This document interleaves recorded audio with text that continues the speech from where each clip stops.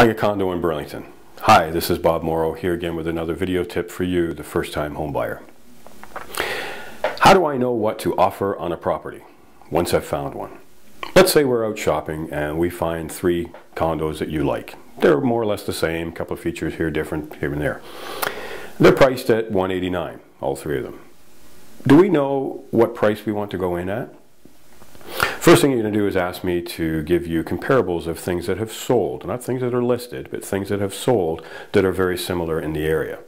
So we look at a bunch of houses on the same street or maybe even the same complex, and we find that the average one is selling for $185. It's listed for $189 if you recall. So we already know that a lot of these condos are selling for $5,000 below what they're listed for. Next, we look at the features. We look at all the ones that sold, when they sold, how long were they on the market, and we use some of that information to find out what kind of price difference there was. Did they have new appliances? Did they have new floors? Is that why they sold quicker? Is that why they sold for more?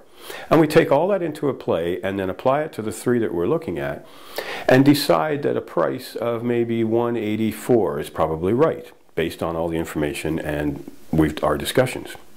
So we now know that that condo should probably sell for $184. That's a fair price, but now we want to play games. We want to go in a little bit lower. Who doesn't? Get it as cheap as we possibly can. Most agents will work with you on this, but there are a few little unwritten rules. One is that you don't want to annoy the seller. In other words, if we go in, we know that the house is probably worth $184, but we're going to go in at $160. That's $20,000 below a list price. Put yourself on the other side of the fence. If you were selling the house, would you want to accept a $20,000 below list offer? Of course not. You'd be insulted.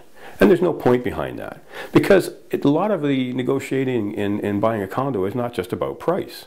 You might want the appliances. You might want them to really clean the place before you move in. You might want to be able to change the closing date if you're able to get a little more money a little faster or whatever. There's lots of reasons why you want to work with the seller after you've actually bought the house. So you don't want those people annoyed with you. However, we still want to get a good deal. Rule of thumb is maybe between $5,000 to $10,000 below the list price, below the fair price, is what you should offer. There's a good chance that if these people have to sell quickly, or if there's a death in the family, or some other reason that they need to move fast, you might get a bit of a bargain there. But you're not going to get a really big one unless there's something absolutely wrong with the house. So we'll go in and we'll offer $175. Remember, the house is worth $185. We'll get countered back and forth, and we'll end up at around maybe $180. We're going to pay $180 for this condo. Is that a good deal? Yes, it is, because we know that all the other ones in the area have been selling for $185. The fact that you got it for $5,000 below that is a real bargain, and that's the kind of bargain that you can expect. For more tips like this, go to emailhomes.ca. Help is only an email away.